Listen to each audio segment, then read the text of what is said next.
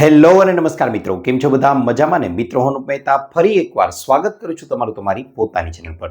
મિત્રો, જો તમને લોકોને પણ ડાયાબિટીસ છે કે પછી તમે પ્રી ડાયાબિટીક છો કે પછી ડાયાબિટીસ તમારી ફેમિલી પ્રોબ્લેમ છે, તો ચોક્કસથી આ વિડીયો છે તે તમારે જોવો જ જોઈએ. વિડીયો ચોક્કસથી થોડો લાંબો થવાનો છે, પણ મિત્રો એટલું ગેરંટી સાથે તમને જણાવી શકું કે આ વિડીયોને એકવાર સંપૂર્ણપણે ધ્યાનથી જોઈ લેશો તો તમારી ડાયાબિટીસ છે તે આગલા 3 થી 4 મહિનાની અંદર સંપૂર્ણપણે દૂર થઈ જશે. જી હા મિત્રો, અને સૌથી પહેલા તો તમે લોકો આ વિડીયોમાં ડાયાબિટીસ શું છે અને કઈ રીતે થાય છે તેને સમજી લેશો તો મિત્રો પહેલા અઠવાડિયાની અંદર જ તમારી ડાયાબિટીસનું લેવલ છે તે ધીમે ધીમે કંટ્રોલમાં આવવા લાગશે.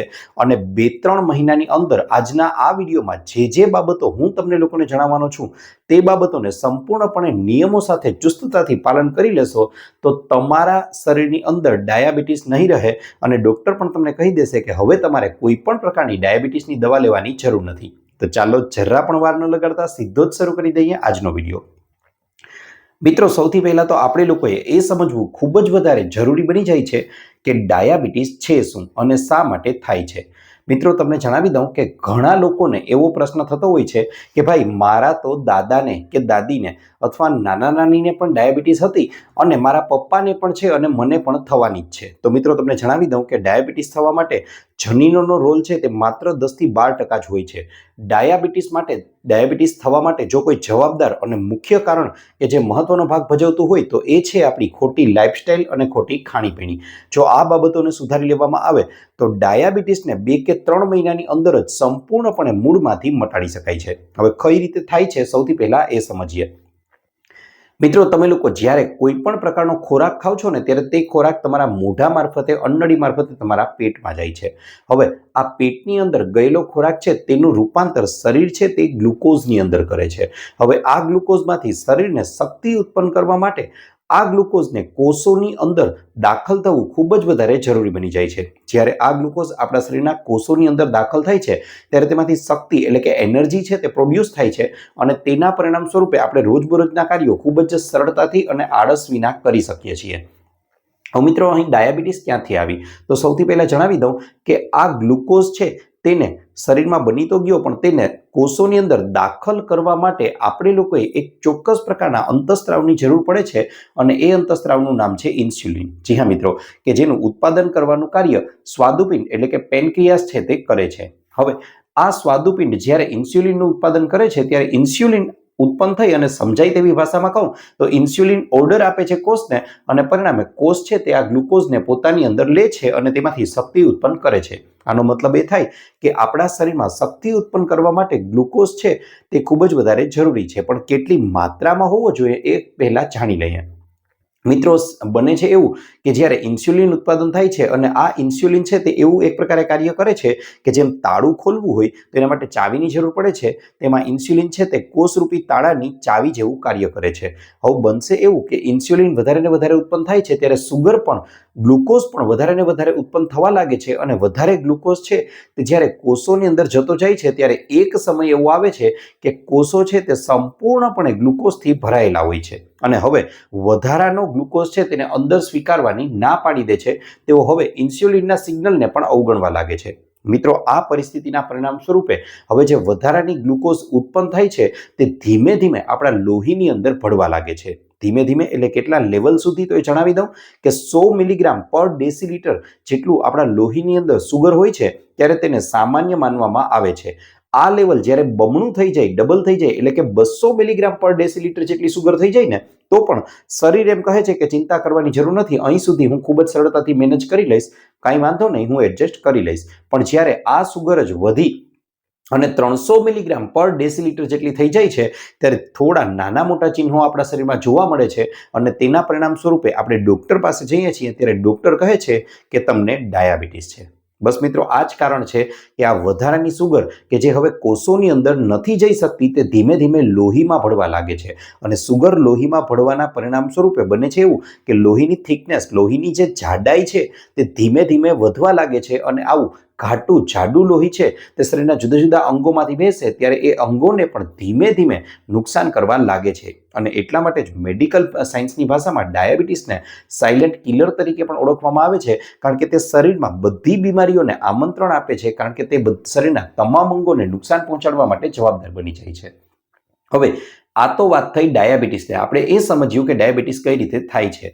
પણ મિત્રો, આ ડાયાબિટીસથી બચવા માટે શું કરવું? તો આ કોષોની અંદર રહેલી વધારાની સુગર, આ લોહીની અંદર રહેલી વધારાની સુગર છે, તેને યોગ્ય રીતે ઉપયોગમાં લઈ લેવામાં આવે તો બનશે એવું કે ધીમે ધીમે લોહીમાં અને કોષોની અંદર રહેલી સુગર છે તે ધીમે ધીમે ઘટવા લાગશે અને તેના પરિણામ સ્વરૂપે એક સમય પછી ફરીથી આપણા કોષો છે તે ઇન્સ્યુલિનના સિગ્નલોને સમજવા લાગશે, સ્વીકારવા લાગશે અને આપમેળે જ કોષો અને લોહીમાં સુગરનું લેવલ નિયંત્રિત થઈ જશે તો તમારી ડાયાબિટીસ છે તે પણ કંટ્રોલમાં આવી જશે. પણ આ માટે જરૂર છે હવે જણાવવાનો છું એવી કેટલીક બાબતોને ધ્યાનમાં લેવાની કે જેને સંપૂર્ણપણે ધ્યાનમાં રાખી અને નિયમો સાથે આગલા 3-4 મહિના સુધી આપણે કાર્ય કરશું તો મિત્રો ગેરંટી સાથે કહું છું ડાયાબિટીસ છે તે તમારા શરીરની અંદરથી જડમૂળમાંથી દૂર થઈ જશે. શું કરવાનું છે હવે સૌથી પહેલા એ જણાવી દઉં. મિત્રો, વિડીયોના થંબનેલમાં, વિડીયોના ટાઇટલમાં મેં તમને દર્શાવ્યું છે કે અમુક એવા ફળો છે કે જેને ખાવાથી પણ ડાયાબિટીસ કંટ્રોલમાં આવી શકે છે.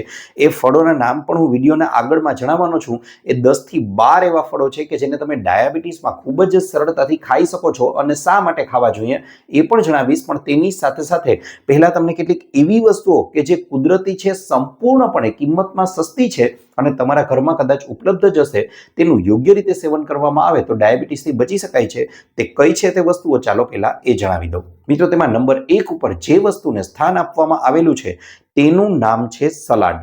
જી હા મિત્રો, તમે લોકો જ્યારે પણ બપોરનું ભોજન કે પછી રાત્રિનું ભોજન કરો છો ત્યારે હંમેશા આ બાબતનું ધ્યાન રાખવું જોઈએ.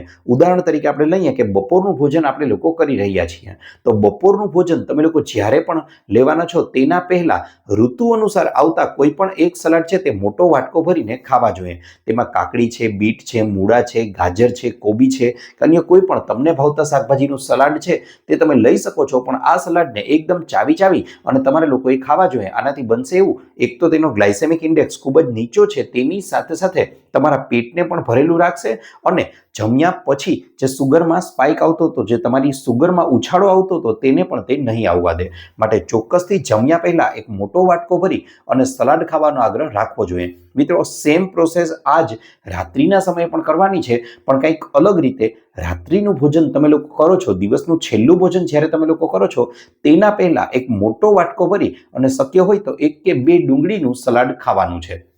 હવે શા માટે ડુંગળીનું સલાડ? તો મિત્રો એ જણાવી દઉં કે ડુંગળી છે તેમાં અમુક એવા એલિમેન્ટ્સ, અમુક એવા કમ્પાઉન્ડ રહેલા છે કે જે બ્લડ સુગરને નિયંત્રણમાં રાખવા માટે ખૂબ જ વધારે ઉપયોગી છે. પણ મિત્રો યાદ રાખજો, જ્યારે પણ ડુંગળીનું સલાડ ખાવાનું છે ત્યારે તમારે ડુંગળી ખાવી છે તેના 1 મિનિટ પહેલા જ સુધારજો, કારણ કે લાંબો સમયથી સુધારેલી ડુંગળી રાખવામાં આવે તો તેમાં જે જરૂરી પોષક તત્વો તમારા શરીરને મળવા જોઈએ તે નથી મળતા, તે તેમાંથી દૂર થઈ જાય છે.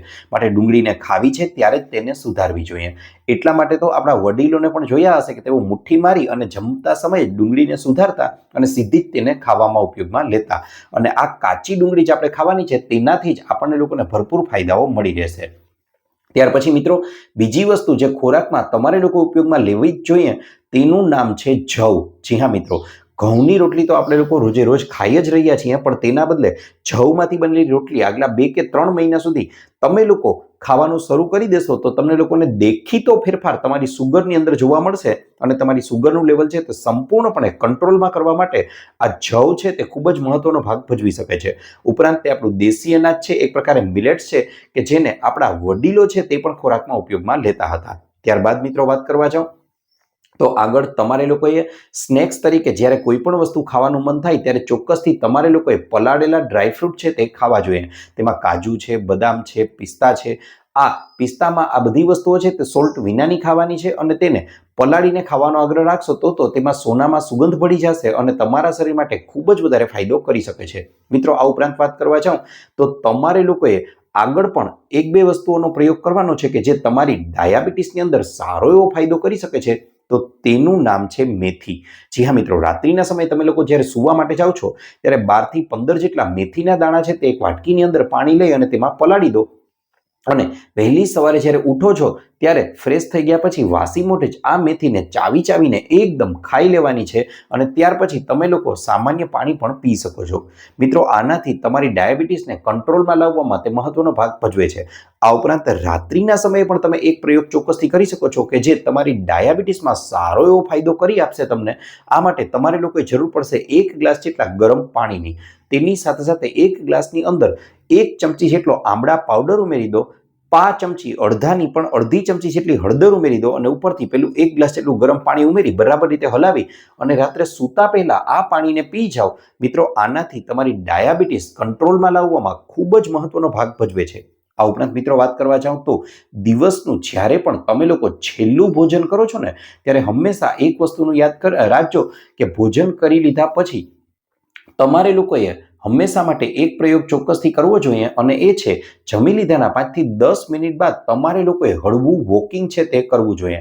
આનાથી બનશે એવું કે જમ્યા પછી જે સુગરમાં ઉછાળો આવતો હતો તે નહીં આવે અને ખોરાકનું જે પાચનની ક્રિયા છે તે ઝડપથી થશે અને સ્નાયુઓ દ્વારા તેને ઉપયોગમાં પણ લઈ લેવામાં આવશે. માટે જમ્યા પછી 10 કે 15 મિનિટનું વોકિંગ છે તે પણ તમારી ડાયાબિટીસના લેવલને ઘટાડવામાં અને કંટ્રોલ રાખવામાં ખૂબ જ વધારે મહત્વનો ભાગ ભજવી શકે છે. આ વોકિંગ તમે રાત્રે જમ્યા પછી પણ કરી શકો છો અથવા વહેલી સવારે પણ કરી શકો છો. તેનાથી તમને લોકોને જબરજસ્ત ફાયદાઓ જોવા મળશે. આ ઉપરાંત મિત્રો વાત કરવા જાઉં તો ડાયાબિટીસ જે લોકોને છે તે લોકોએ આખા દિવસ દરમિયાન એક રૂટીન પણ ફોલો કરવું જોઈએ. મિત્રો, પહેલા એ રૂટીન જણાવી દઉં અને હવે પછી વિડીયોના અંતમાં તમને લોકોને હું કેટલાક એવા ફળો સૂચવવાનો છું કે જેનું સેવન પણ ડાયાબિટીસ જે લોકોને છે તે કરી શકે છે. તેનાથી તેમને ફાયદો પણ થઈ શકે છે. સૌથી પહેલા કયું રૂટીન છે? તો મિત્રો, જે લોકોને ડાયાબિટીસ છે તેમણે સૌથી પહેલા તો વહેલી સવારે ઉઠવાનો આગ્રહ રાખવો જોઈએ. આ ઉઠવાનો સમય સવારે 5 થી 6 વાગ્યાની વચ્ચેનો હોઈ શકે છે. આ 5 થી 6 વાગ્યાની વચ્ચે તમે જ્યારે ઉઠી જાઓ છો ત્યારે વાસી મોઢે જ અહીં સૂચવેલા કોઈ પણ એક પ્રયોગ કરી શકો છો. એ પ્રયોગ કરતા પહેલા તમારે લોકોએ 1 ગ્લાસ, 2 ગ્લાસ, 3 ગ્લાસ કે 4 ગ્લાસ, મેક્સિમમ 4 ગ્લાસ સુધીનું પાણી લેવાનું છે અને આ પાણીને ગરમ કરવાનું છે. જો મિત્રો તમને લોકોને યોગ્ય રીતે અને પૂરતો સમય રહેતો હોય તો આ પ્રયોગને રાત્રે જ શરૂ કરી દેવો કે જેમાં તમારે લોકોએ આ 4 ગ્લાસ જેટલું પાણી એક તાંબાના વાસણમાં ભરી લેવાનું છે અને રાત્રે રહેવા દેવાનું છે. વહેલી સવારે ઉઠી અને આ તાંબાનું વાસણ જ સીધું ગેસ પર મૂકી દેવાનું છે. એવું શક્ય ન બને તો સીધું જ પાણી સવારે પણ ગરમ કરી શકો છો.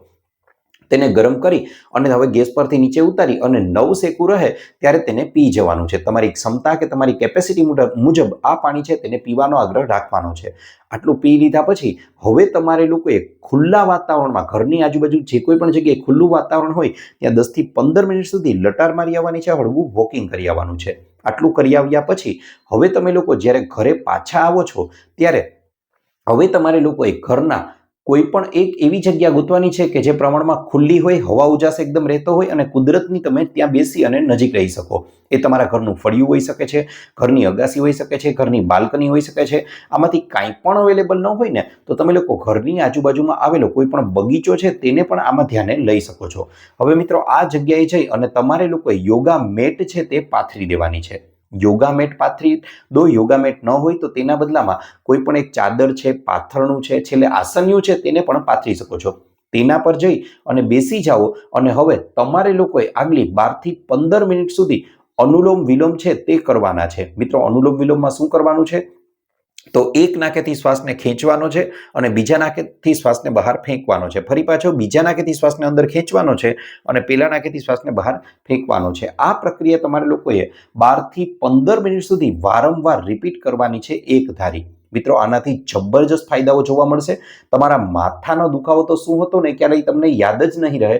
તેની સાથે સાથે તમારા ફેફસાઓ છે, તમારું મગજ છે અને તમારું હાર્ટ છે તેને પણ તે મજબૂત બનાવવાનું કાર્ય સારામાં સારી રીતે કરે છે. મિત્રો, આટલું કરી લીધા પછી હવે આપણે લોકોએ પલાઠી વાળી અને બેસવાનું છે. બંને હાથને ઘૂંટણ પર રાખવાના છે અને આગળનો એક પ્રયોગ કરવાનો છે કે જેનું નામ છે કપાલભાતિ. જી હા મિત્રો, ડાયાબિટીસ વાળા વ્યક્તિઓ છે તેમની કિડની પર મુખ્યત્વે ભારે અસરો જોવા મળતી હોય છે. મિત્રો, આ કિડનીને ફરીથી સક્રિય બનાવવા માટે, એક્ટિવ બનાવવા માટે આપણે લોકોએ કપાલભાતિ છે તે કરવાની છે. કારણ કે આયુર્વેદ એવું માને છે કે 90% પણ વધારે બીમારીઓ જે થાય છે ને તે બીમારીઓ પાછળનું જો કોઈ મુખ્ય કારણ હોય તો એ છે આપણું પેટ, કારણ કે આખા દિવસ દરમિયાન પગનું વોકિંગ પણ થઈ જાય છે, ઉપરના શરીરનું હલનચલન પણ થઈ જાય છે, પણ આપણા શરીરનું મુખ્ય અંગ કે જે પેટ છે તેનું જરા પણ હલનચલન નથી થતું અને તેના પરિણામ સ્વરૂપે પેટ અને આંતરડાઓની અંદર ગંદકી છે તે જમા થયા રાખે છે. મિત્રો, તમે કપાલભાતિ કરવાનો આગ્રહ રાખશો ને એટલે તમારા શરીરની આખી રૂપરેખા છે તે જ બદલી જશે. તમારે આગલા 12 થી 15 મિનિટ સુધી કપાલભાતિ છે તેનો પ્રયોગ કરવાનો છે. કપાલભાતિ કઈ રીતે કરવું એનો એક સામાન્ય નમૂનો તમને અહીં બતાવું છું કે તમારે આ રીતે સીધું બેસવાનું છે, નાક વડે હવા છે તેને બહાર ફેંકવાની છે, શ્વાસ અંદર કઈ રીતે લેવો એ વિચારવાનું નથી, એ શરીર આપમેળે જ કરી લેશે. પેટને અંદરની બાજુ ધક્કો મારવાનો છે અને શ્વાસને બહાર ફેંકવાનો છે. હું અહીં કરીને બતાવું છું. મિત્રો, માત્ર તમારું પેટ હલવું જોઈએ, શરીરના અન્ય કોઈ પણ અંગ નથી હલાવવાના અને આ માટે તમારે લોકોએ સીધું અને ટટ્ટાર બેસવાનું છે. હું અહીં કરીને બતાવું છું.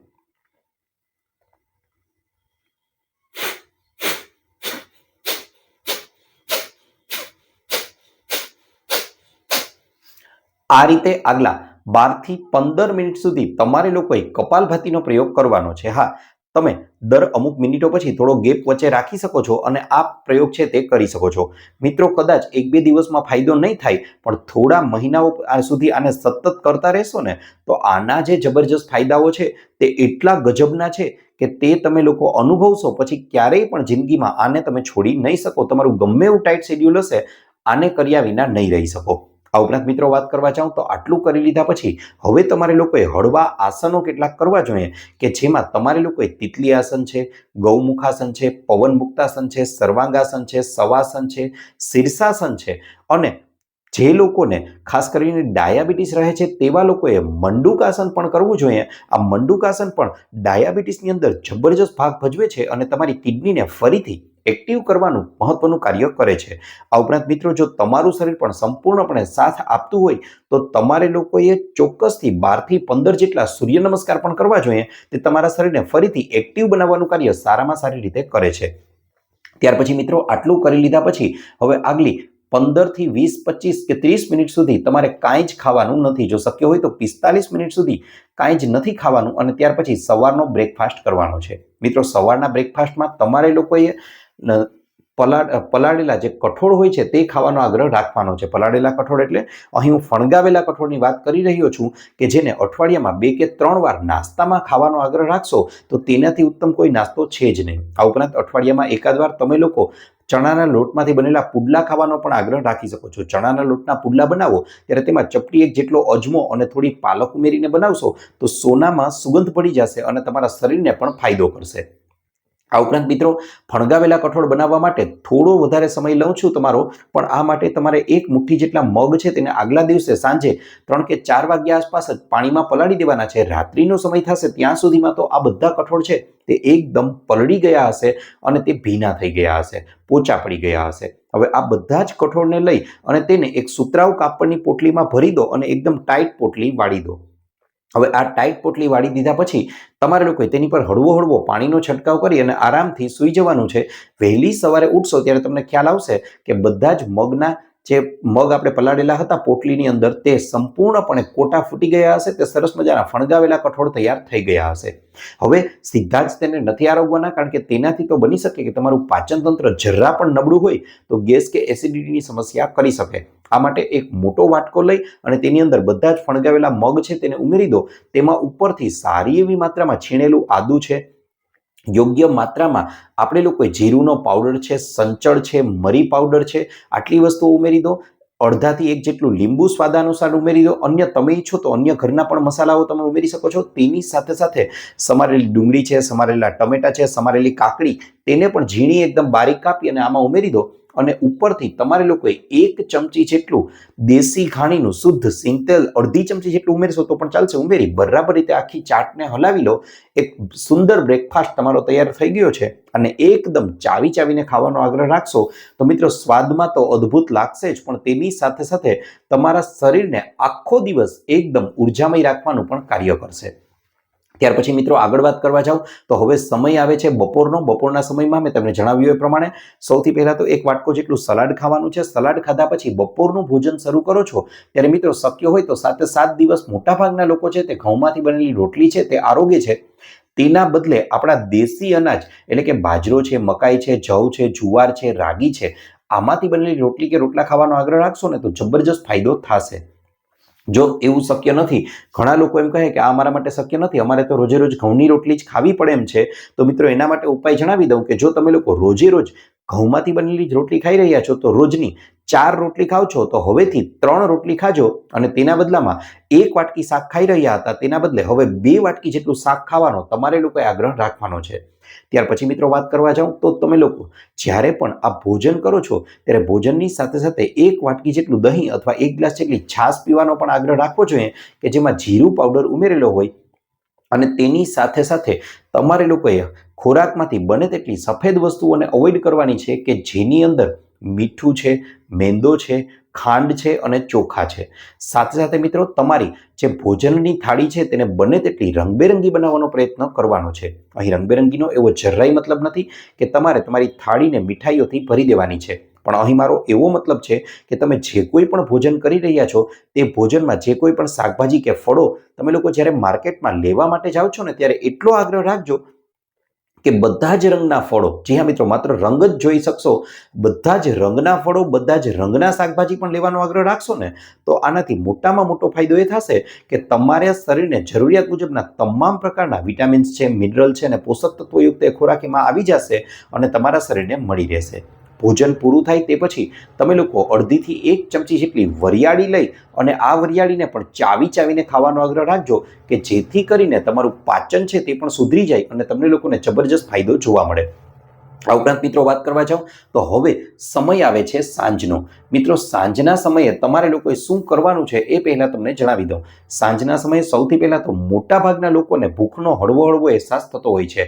જ્યારે સાંજના સમયે ભૂખનો અહેસાસ થાય ને ત્યારે મિત્રો સમજજો કે ખરેખરમાં તે સાચી ભૂખ નથી, ખોટી ભૂખ છે. તે આપણા શરીરમાં ઉત્પન્ન થતું ડિહાઇડ્રેશન હોય છે તેના કારણે ઉત્પન્ન થતી ભૂખ છે અને આ ભૂખને મટાડવા માટે તમારે લોકોએ 1 ગ્લાસ જેટલું નવસેકું પાણી પી લેશો ને તો પણ આ ભૂખ છે તે છીપાઈ જશે. પણ જો એવું ન થાય ને કંઈક ખાવું પડે એમ જ છે તો પછી સવારે પલાળેલા ડ્રાયફ્રૂટ હતા તેને આ સમયે ખાઈ શકો છો. જો ડ્રાયફ્રૂટ નથી ભાવતા તો તમે લોકો 1 મુઠ્ઠી જેટલા મખાણા લઈ તેને દેશી ગાયના શુદ્ધ ઘીમાં બરાબર રીતે શેકી લો, ઉપરથી થોડું સંચળ ભભરાવી અને ખાવાનો આગ્રહ રાખશો તો આને સારામાં સારા પડીકાઓમાં જે ખોરાક મળે છે ને તે પણ આની પાસે ટૂંકો પડી જશે અને મખાણા પોષક તત્વોનો ભંડાર તો છે જ.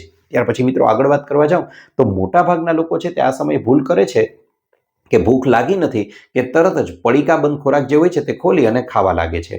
ઘણા લોકો તો એટલા બધા આતુર બની જાય છે કે તેઓ સીધા બજારમાં જઈ અને લારીઓ પર મળતું જે કચરો ફૂડ છે, જંક ફૂડ છે તેને જ આરોગવા લાગે છે. 2-3 પ્લેટ સુધી ખાતા જોયેલા છે.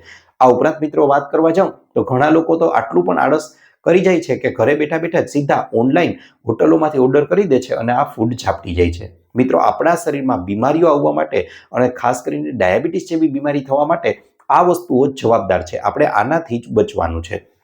આનાથી બચેલા રહેશો તો જબરજસ્ત ફાયદો જોવા મળશે. ત્યાર પછી મિત્રો આગળ વાત કરવા જાઉં તો હવે સમય આવે છે સૌથી અગત્યનો અને મહત્વનો એટલે કે સાંજનો સમય. મિત્રો હવે જે એક નિયમ તમને જણાવવાનો છું એ એક નિયમનું પાલન તમે રોજે રોજ કરી લેશો તો ગેરંટી સાથે કહું છું કે આગલા બધા જ નિયમો પર આ એક નિયમ માત્ર ભારે પડી શકે છે અને એ નિયમ છે દિવસનું છેલ્લું ભોજન સાંજે 7 વાગ્યા પહેલા ગમે તેમ કરીને પૂરું કરી લેવાનું છે. હવે તરત જ પ્રશ્ન થાય કે આ શક્ય નથી તો મિત્રો એના માટે તમારે વિકલ્પ તો શોધવો પડશે જો ડાયાબિટીસને શરીરમાંથી દૂર કરવી છે. એનું કારણ છે કે સાંજે 7 વાગ્યા પહેલા જ શા માટે હું તમને જમવાનું કહું છું તો મિત્રો જ્યારે સવારે સૂર્યોદય થાય છે ત્યારે આપણું પાચન તંત્ર પણ સક્રિય બને છે અને ખૂબ જ વધારે એક્ટિવ હોય છે. સાંજ થતા થતા એટલે કે સૂર્યાસ્ત થતા થતા એ પાચન તંત્ર ધીમે ધીમે નબળું પડતું જાય છે અને સાંજના સમયે 7 વાગ્યા પહેલા જો ભોજન કરી લો છો તો તેનાથી મોટામાં મોટો ફાયદો એ થશે કે એ ખોરાક રાત્રે 10:30 કે 11 વાગ્યા સુધીમાં તો પચી ગયો હશે.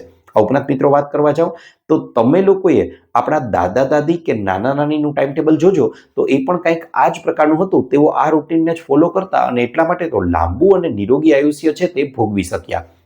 આ ઉપરાંત મિત્રો વાત કરવા જાઉં તો તમે લોકો આપણા ભારત દેશના કે ગુજરાત રાજ્યના ખેડૂત મિત્રોને જુઓ તો તેઓ પણ કંઈક આ જ ટાઈમ ટેબલને ફોલો કરે છે અને એટલા માટે તો તે લોકો છે તે એકદમ મહેનતનું કાર્ય પણ કરી શકે છે અને લાંબુ અને નિરોગી આયુષ્ય ભોગવી શકે છે. સાથે સાથે મિત્રો પક્ષીઓને જોઈ લો તો પક્ષીઓ પણ પોતાના માળામાં સાંજે 7 વાગ્યા પહેલા આવી જાય છે અને પછી કોઈ પણ વસ્તુ ખાવાનો આગ્રહ નથી રાખતા. માટે આ ટાઈમ ટેબલને ફોલો કરો. તેની સાથે સાથે સાંજે 7 વાગ્યા પહેલા તમે જમી તો લો જ છો, પણ આ ભોજન પણ બને તેટલું પ્રમાણમાં હળવું હોવું જોઈએ. તેમાં એક મોટો વાટકો ભરી અને તમે પપૈયું ખાઈ શકો છો, અથવા તો તમે લોકો દાળ ભાત છે, કઢી ખીચડી છે, શાકભાજીનો સૂપ છે, પોહા છે કે અન્ય કોઈ પણ એવી વસ્તુ કે જે પચવામાં હળવી હોય તેને ખાઈ શકો છો. આ ખોરાક રાત્રે 10:30 થી 11 વાગ્યા સુધીમાં પચી જશે. મિત્રો ત્યાર પછીનો જે સમય છે ને તે મહત્વનો છે, કારણ કે ત્યાર પછીના સમયમાં આપણું પેટ છે તે ખાલી હશે અને શરીરની ઉર્જા છે તે હવે શરીર પોતાને રિપેર કરવામાં વાપરશે અને બીજા દિવસે તમે જ્યારે ઉઠશો ને ત્યારે બનશે એવું કે તમે એકદમ તાજગી અને સ્ફૂર્તિમય અનુભવ કરશો. મોટા ભાગના લોકો એવી ભૂલ કરે છે કે રાત્રિના ભોજનમાં કે જ્યારે સૌથી હળવું ભોજન કરવાનું છે ત્યારે જ એ લોકો એકદમ ભારે બજારમાં મળતા જુદા જુદા પ્રકારના ચાઇનીઝ છે, પંજાબી છે કે હેવી ડિનર કરી લે છે અને ત્યાર પછી સીધા જ સૂઈ જાય છે. મિત્રો આનાથી મોટામાં મોટું નુકસાન એ થાય છે કે શરીરની આંતરિક ઉર્જા છે તે આખી રાત્રિ દરમિયાન આ ખોરાકને પચાવવામાં જ લાગેલી રહે છે અને સવારે ઉઠો છો ત્યારે પણ તમને લોકોને એકદમ ઘણીવાર માથાનો દુખાવો રહે છે, ઘણીવાર એકદમ આળસ આવે છે. તે થવા પાછળનું કારણ પણ આ જ છે. માટે આ નિયમને સુધારી લેવો જોઈએ. મિત્રો હવે તમને લોકોને એવા કેટલાક ફળો છે તે જણાવી દઉં કે જે તમે લોકો ડાયાબિટીસ હોવા છતાં પણ ખાઈ શકો છો નિયંત્રિત માત્રામાં, તો તેનાથી તમારી ડાયાબિટીસમાં કોઈ ફેર નહીં પડે અને ડાયાબિટીસને અમુક ફળો તો એવા છે કે જે તેમાં ફાયદો કરવાનું પણ કાર્ય કરે છે. મિત્રો અહીં સૌથી છેલ્લા નંબર ઉપર જે ફળને સ્થાન આપવામાં આવેલું છે તેનું નામ છે જામફળ. જી હા મિત્રો, કેલેરી અને સુગર તો તેમાં ઓછી છે જ, પણ તે ફાઈબરથી પણ ભરપૂર છે.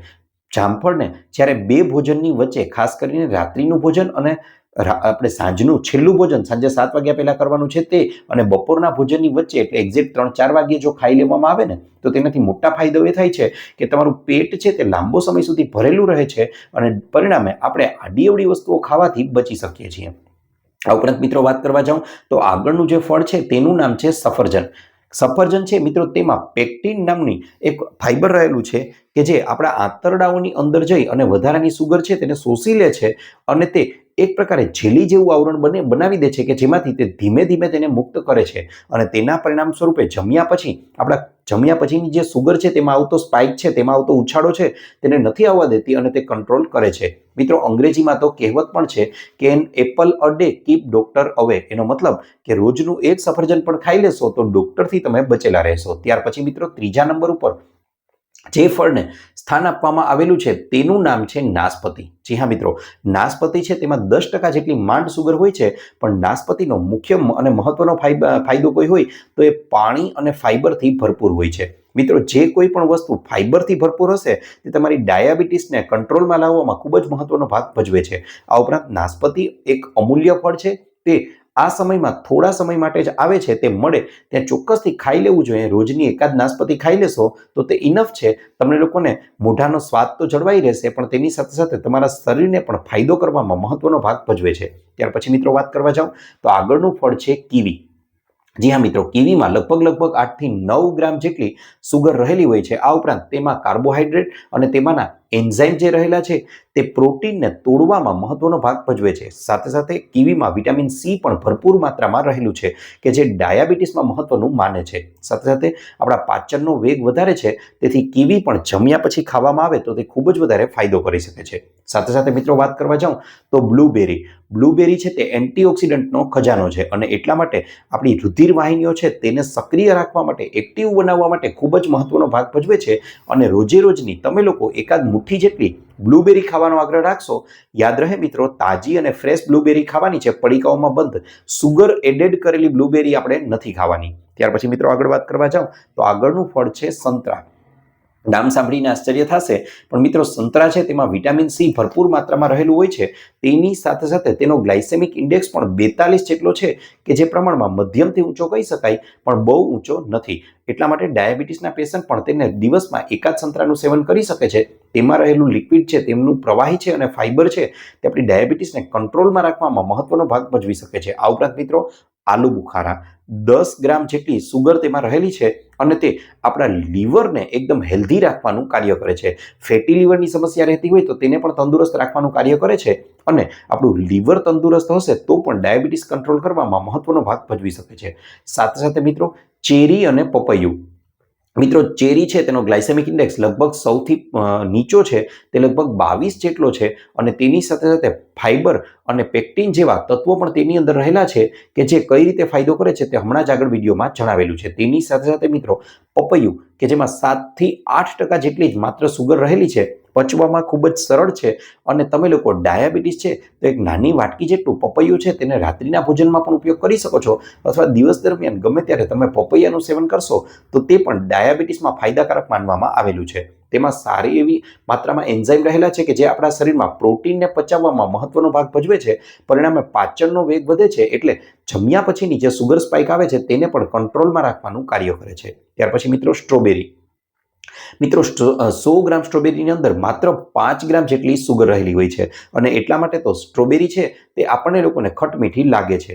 મિત્રો તેનો ગ્લાયસેમિક ઇન્ડેક્સ છે તે લગભગ 40 જેટલો છે અને તેમાં એન્થોસાયનિન અને તેની સાથે સાથે પોલિફિનોલ રહેલા છે અને એટલા માટે તે ડાયાબિટીસને કંટ્રોલમાં રાખવામાં મહત્વનો ભાગ ભજવે છે. રોજની 3 થી 4 જેટલી સ્ટ્રોબેરી તમે સરળતાથી ખાઈ શકો છો. ત્યાર પછી મિત્રો વાત કરવા જાઉં તો ડ્રેગન ફ્રૂટ. 100 ગ્રામની અંદર 9 ગ્રામ જેટલી સુગર રહેલી હોય છે. આ ઉપરાંત તેનો ગ્લાયસેમિક ઇન્ડેક્સની વાત કરવા જાઉં તો તે 48 જેટલો છે અને તેની સાથે સાથે બ્લડ સુગરને ઘટાડવામાં પણ ડ્રેગન ફ્રૂટ છે તે ફાયદો કરી શકે છે અને તેમાં જે પ્રકારના સ્વાસ્થ્ય અને લીવર માટે મહત્વના તત્વો રહેલા છે તે પણ ડાયાબિટીસને કંટ્રોલ કરવાનું કાર્ય કરે છે. મેગ્નેશિયમ છે, પોટેશિયમ છે, તેનાથી પણ તે ભરપૂર હોય છે અને લોહીના પ્રવાહને સુધારવાનું કાર્ય પણ ડ્રેગન ફ્રૂટ સારી રીતે કરી શકે છે. મિત્રો સૌથી પહેલા સ્થાન ઉપર અને સૌથી શ્રેષ્ઠ ડાયાબિટીસમાં જો કોઈ ફળને કહી શકાય તો એ છે જાંબુ. જી હા મિત્રો, વરસાદી સિઝન દરમિયાન આવતા જાંબુઓ છે તે ખરેખરમાં ડાયાબિટીસ માટે વરદાનરૂપ માનવામાં આવેલા છે. કઈ રીતે લોકો તેની ગોઠલીનો પાવડર બનાવીને ઉપયોગ કરે છે તે તો તમે જાણો જ છો, પણ નિયમિત રીતે ડાયાબિટીસના પેશન્ટે પણ જાંબુ લઈ તેને બરાબર રીતે ધોઈ અને તેનું સેવન પણ કરવું જોઈએ. તે તમારી ડાયાબિટીસની અંદર જબરજસ્ત ફાયદો કરી શકે છે. મિત્રો આજના આ વિડીયોમાં મેં તમને લોકોને ડાયાબિટીસ માટેના અક્ષીર તમામ પ્રકારના ઉપાયો જણાવી દીધા છે. જો તમે લોકો આ રૂટીનને ફોલો કરશો અને બહારની વસ્તુઓને સંપૂર્ણપણે અવોઇડ કરશો અને એક નિયમિત ટાઈમ ટેબલ મુજબ નિયમો સાથે ચાલવાનું શરૂ કરી દેશો તો આગલા અમુક સમયની અંદર જ તમારી ડાયાબિટીસ છે તે હતી નહોતી થઈ જશે અને તમારા શરીરમાં ડાયાબિટીસનું નામો નિશાન નહીં રહે. મિત્રો આશા રાખું છું આપને અમારો વિડીયો ગમ્યો હશે. વિડીયો ગમ્યો હોય તો લાઈક કરજો, ચેનલને સબસ્ક્રાઇબ કરજો. આ ઉપરાંત આપને પણ હેલ્થ કે બ્યુટી સંબંધિત સમસ્યા રહેતી હોય તો એ પણ જણાવજો. અમે તેને અનુરૂપ પણ નવા વિડીયો લાવવાનો પૂરતો પ્રયાસ કરીશું. તેની સાથે સાથે તમે લોકો આ વિડીયોને અહીંયા સુધી જોઈ જ લીધો છે તો એ જણાવવાનું ભૂલશો નહીં કે તમે આ વિડીયોને ક્યાંથી જોઈ રહ્યા છો, કયા ગામ, કયા શહેર, કયા તાલુકા, કયા જિલ્લા, કયા રાજ્ય કે કયા દેશમાંથી. કારણ કે અમને લોકોને જાણીને ખૂબ જ આનંદ થાય છે કે અમારી ઓડિયન્સ અમને ક્યાંથી જોઈ રહી છે. આપનો ખૂબ ખૂબ આભાર.